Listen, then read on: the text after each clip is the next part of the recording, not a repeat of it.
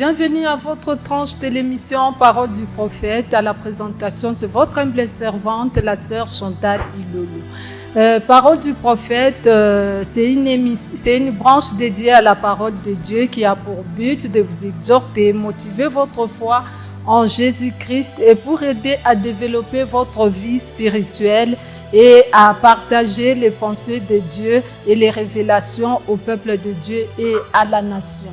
Je ne suis pas seule sur ce plateau comme d'habitude. Je suis accompagnée du visionnaire du ministère prophétique Cher d'Israël.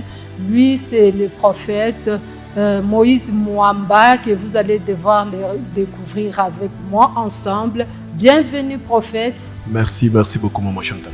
Bienvenue à notre branche de l'émission Parole du prophète. Merci beaucoup. Nous sommes ravis de vous recevoir, homme de Dieu. Oui, merci pour moi également. Papa, avant de commencer notre vif sujet, vous allez devoir nous plonger quelques minutes en prière, papa. Nous te rendons grâce, Seigneur, de nous avoir encore donné ces moments, ce place-ci, Seigneur, afin qu'on puisse partager, Seigneur, tes pensées. Nous te disons merci encore que le Saint-Esprit, ta puissance, puisse nous accompagner. Je prie ainsi avec action de grâce au nom de Jésus-Christ. Amen. Amen. Chers amis téléspectateurs, aujourd'hui c'est un autre numéro. Si j'ai fait appel à l'homme de Dieu qui est avec moi sur ce plateau, le prophète authentique, Papa Moïse Mwamba, visionnaire du ministère Cher d'Israël, c'est pour un cas un peu particulier connu de tous. En tant que Congolais, nous ne pouvons pas passer et ignorer la situation que traverse notre pays. Notre pays est en guerre. C'est pourquoi j'ai fait appel à un homme de Dieu authentique. En RDC, nous connaissons tous que nous avons autant de prophètes majeurs, Benina Seba renommés, par-ci, par-là. Aujourd'hui, vraiment, la population, vraiment, elle se plaint un peu que tout le monde a un prophète à Bassé Medji. C'est quand la guerre prendra fin, oui, j'avais prédit, Mungu alinionyeshaka, njo wakati ya kusema mambo ya vita yetu. C'est la raison pour laquelle j'ai fait appel à un prophète authentique.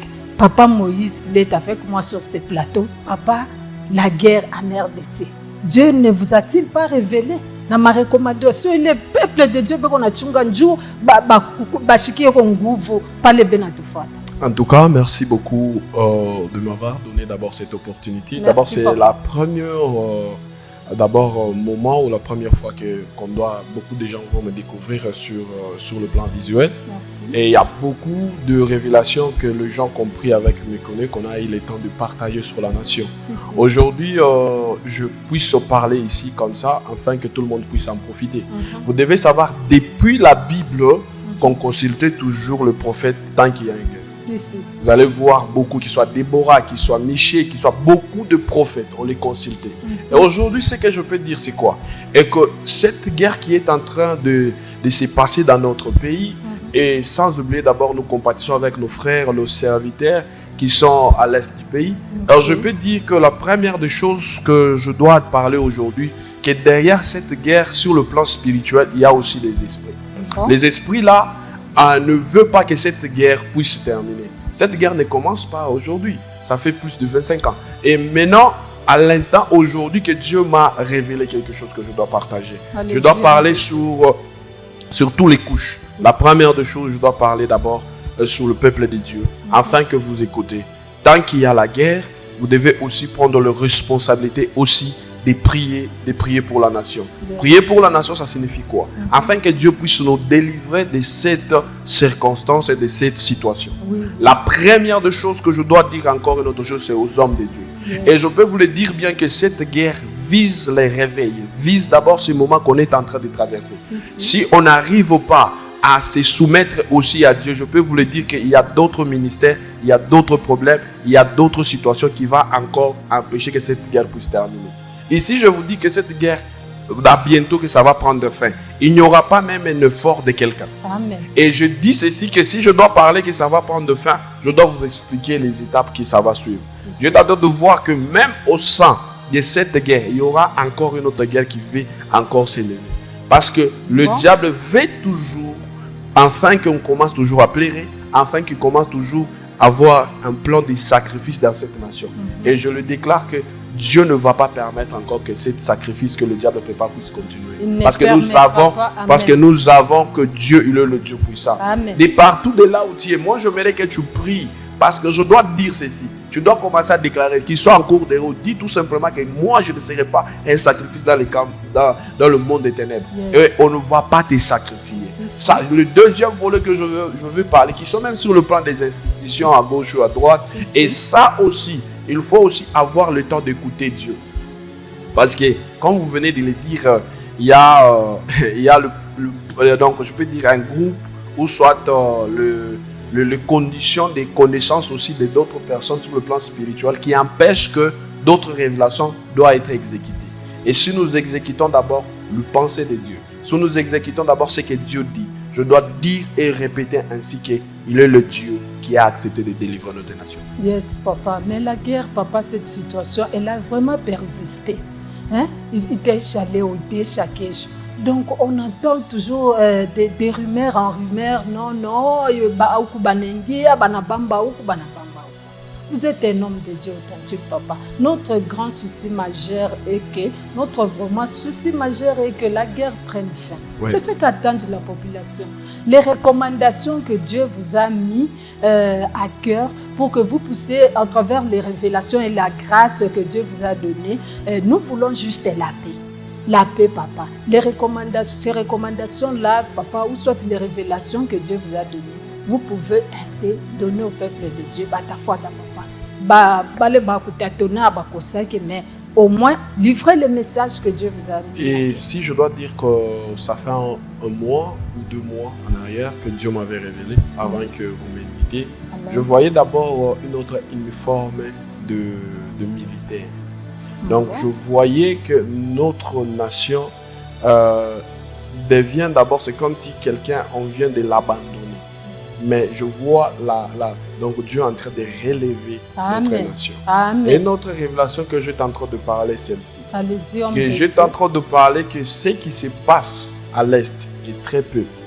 Je peux dire que si on ne prie pas bien, je suis en train de voir que le diable prépare un carnage dans 3 provinces. Beaucoup des histoires très compliquées. Et le temps que ça va se passer, parce que je vois même des églises fermées, des églises dans des difficultés très très très importantes. Et à l'instant que je suis en train de parler, je dois dire encore à quelqu'un que de partout de là où tu es, Dieu est en train de te dire, tu es aussi parmi les gens que Dieu a choisis, afin que ce pays puisse recevoir la délivrance par la prière, par la révélation. Tout ce que Dieu aussi te dit, tu dois prier aussi afin que Dieu puisse amener la paix. Une autre révélation que je dois parler, celle-ci, que je dois encore dire qui est très important, on doit prier aussi pour les finalistes de ce pays. Parce que j'étais en train de voir que d'autres personnes n'arrivent pas, que je vois, Dieu me dit à cause d'abord de cette guerre, je vois les exétats, je vois donc les épreuves dans d'autres parties que ça n'arrive pas à se faire. Donc il y a une forte perturbation sur le plan scolaire. On doit prier aussi pour ça.